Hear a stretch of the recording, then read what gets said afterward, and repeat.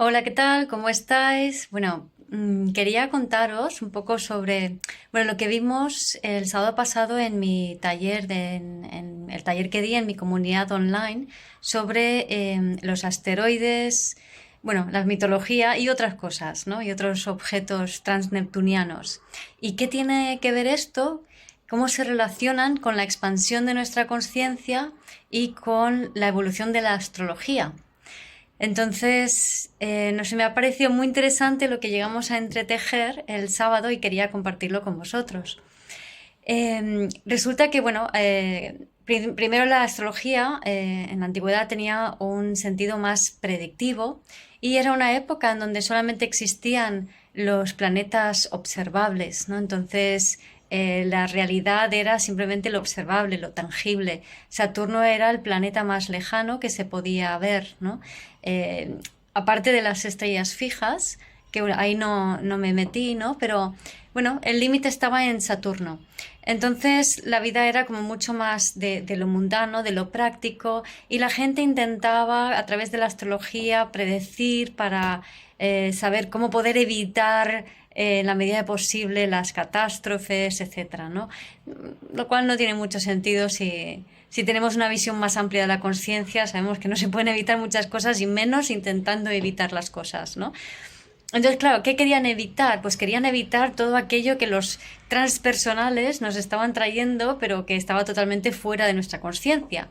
Entonces, como Neptuno, Urano y Plutón no se habían descubierto todavía, la conciencia humana no se había abierto a esa realidad transpersonal, a la conciencia colectiva y de qué manera nos influye. Entonces, eso empieza a ocurrir a partir de que se descubren Urano, pero sobre todo Neptuno y luego Plutón. Entonces, Urano se descubre en el 1760, creo, o 80, Neptuno al siglo siguiente y Plutón en 1930.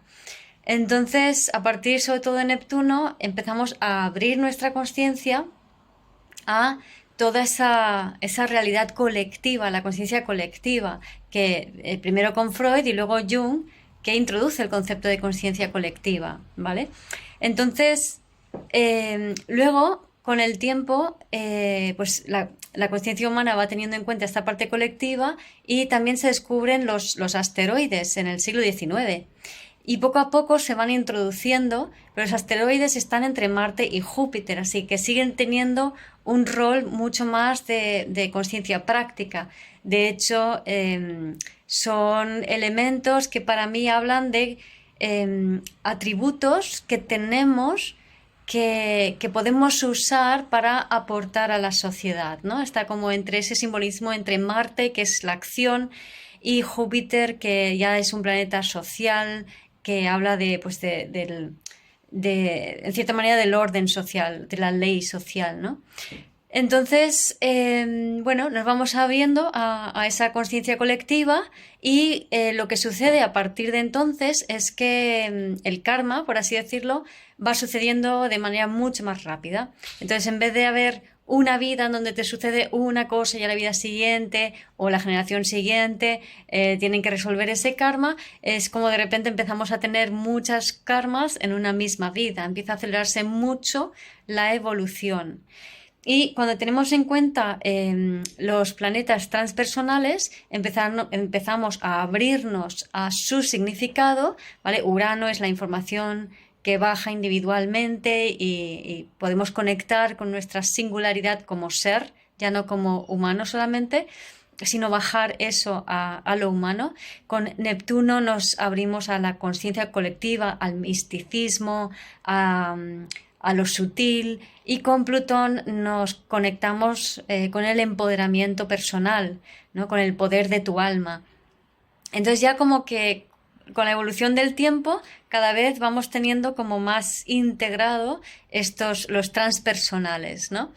Y vamos utilizando poco a poco, también se iba trayendo la conciencia el tema de los asteroides. Y a partir de los años 70 entran los centauros. Entonces los centauros son muy interesantes porque tienen órbitas muy excéntricas, muy elípticas, no se saben si son cometas o asteroides. Y bueno, y seguramente atraídos por la fuerza gravitatoria de Neptuno y en especial de Júpiter, son capturados, se especula que desde la nube de Oort, que son los confines de nuestro sistema solar, que por cierto va mucho más allá de lo que os podéis pensar, ¿vale? O sea, tenemos, digamos, los planetas que conocemos hasta Plutón. Plutón ya es un planeta enano y está en lo que se llama el cinturón de Kuipers, que ahí hay un montón de cosas flotando y un montón de planetitas. Y después de eso está el disco difuso, y después del disco difuso está la nube de Oort, que al final, en la última parte de la nube de Oort, es como una bola. Entonces es una esfera que rodea todo nuestro sistema solar, ¿no? Y la mayor parte del sistema solar está en la eclíptica, pero los centauros, los objetos transneptunianos como los que están en el cinturón de Kuipers y por supuesto ya la nube de Oort, ahí ya se van mucho más, ¿no? Mucho más lejos, ¿no? Como puede ser Sedna, que forma parte de la nube de Oort, ¿no? Su órbita está en la nube de Oort.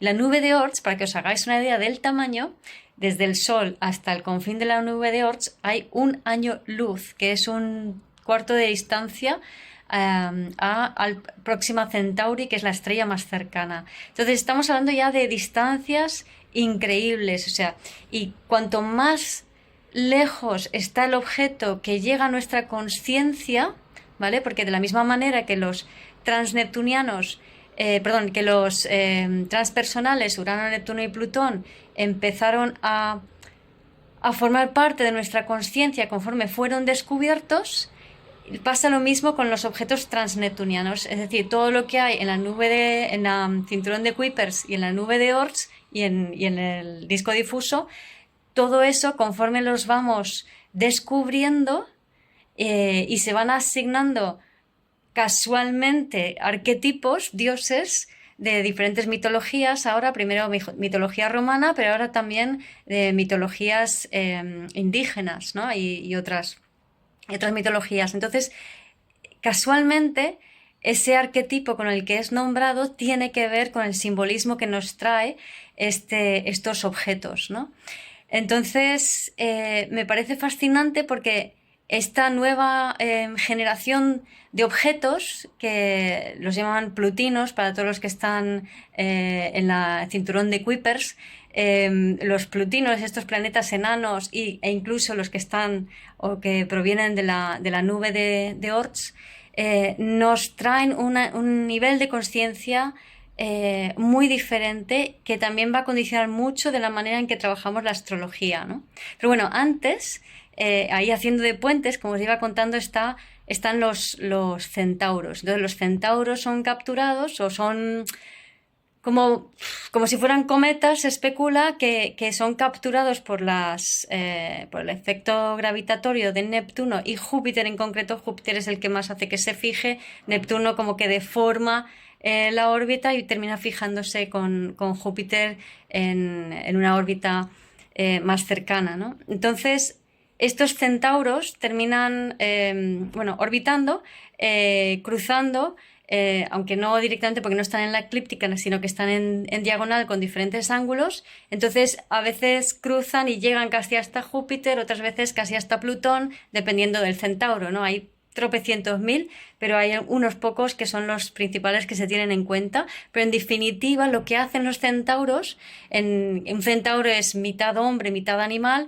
lo que están haciendo es como hacer de puente entre lo transpersonal y lo personal. Y empiezan a descubrirse a partir del 77, que Quirón es el primero en ser descubierto.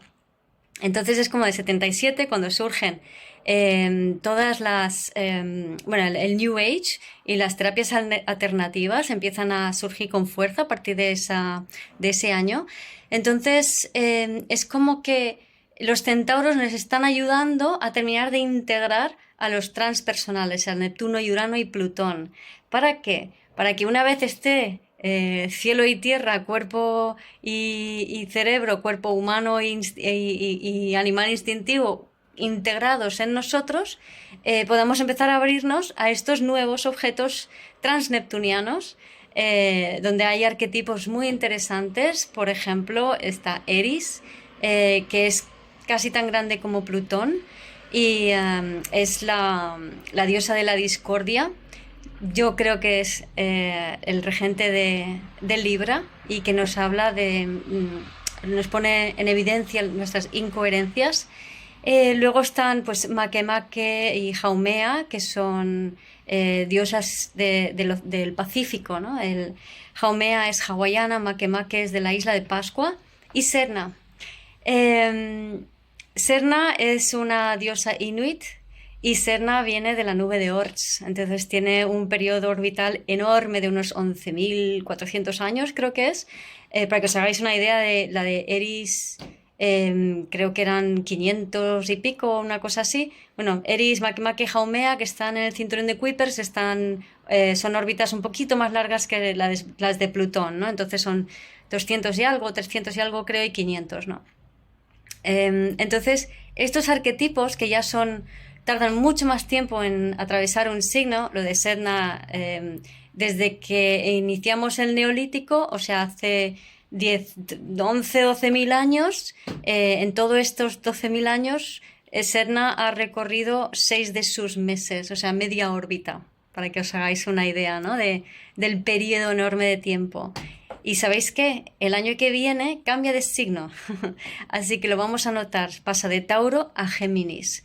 Y Serna es un arquetipo que nos lleva a dejar de resistir el cambio y la evolución. O sea, no luches cuando hay una tormenta.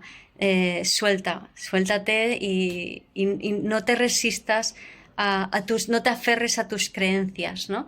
Y cuando entre en Géminis, que es un signo mental, será muy interesante. Pero bueno, a lo que voy.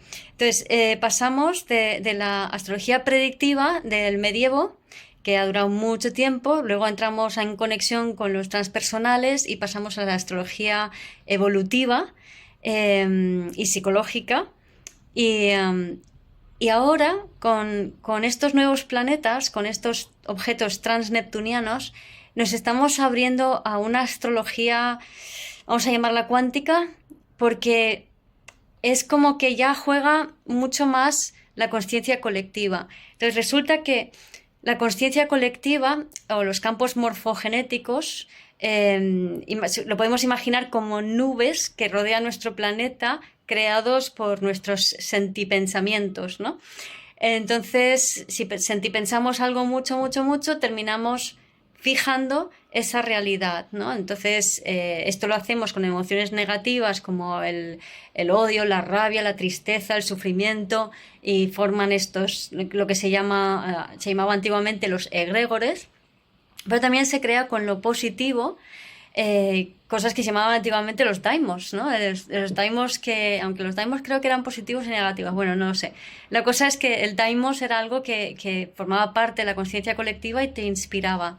Y la forma en que funciona la consciencia colectiva es que se va enriqueciendo con la consciencia individual y las pequeñas variaciones en la consciencia individual de ciertos individuos que inician un pensamiento o un sentipensamiento. Y una vez que llega a una masa crítica, se condensa una nube, por así decirlo. A partir de entonces, las demás personas que quieran acceder a ese conocimiento solo tienen que intencionarlo para que baje, ¿vale? Entonces, al abrirnos nuestra consciencia a objetos tan lejanos, a planetoides, a planetas enanos tan lejanos como como Sedna, o también como Eris, como Makemake, como Haumea y muchos otros más, lo que está sucediendo es que podemos empezar a acceder a esos registros y funcionar de una manera diferente. O sea, ya no se trata de sentir en el cuerpo, de integrar en el cuerpo a Plutón, a Neptuno y a Urano en sus polaridades, ¿no? Y intentar vivir eso en el cuerpo, sino que ahora de lo que se trata es acceder a un conocimiento que está allí y que cuando lo integras el conocimiento se transforma. Claro, luego será vehiculizado por los transpersonales y con la ayuda de los centauros, ¿no? Entonces, creo que esta nueva forma de funcionar y de atender la astrología consiste más en un funcionamiento, pues eso, más cuántico, quizá más chamánico, donde simplemente tenemos que que sentir el arquetipo, que ponderar sobre el arquetipo, que tenerlo presente. Se trata de invocarlo para que empiece a operar en ti, ¿no? Entonces se trata de un abordaje mucho menos mental de la astrología más predictiva o medieval es cuéntame qué va a pasar, porque quiero evitar que pase cualquier cosa, ¿no? Luego con la psicología, con la astrología psicológica y evolutiva es quiero que pasen cosas, dime qué es lo que está pasando para poder enfocar bien este proceso que me está pasando, ¿no?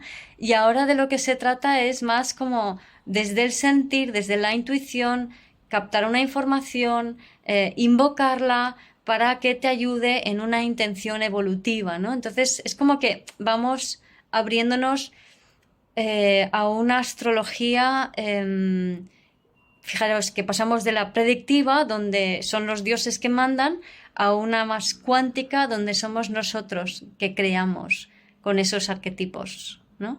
Y esto es un poco pues lo que vimos en el taller del sábado. Y nada, pues espero que os guste, que os sirva de inspiración y no sé cómo vivís vosotros, que si conocéis algo de estos nuevos arquetipos astrológicos y cómo lo sentís. Pues nada, ya me contáis y os leo. Un beso. Chao.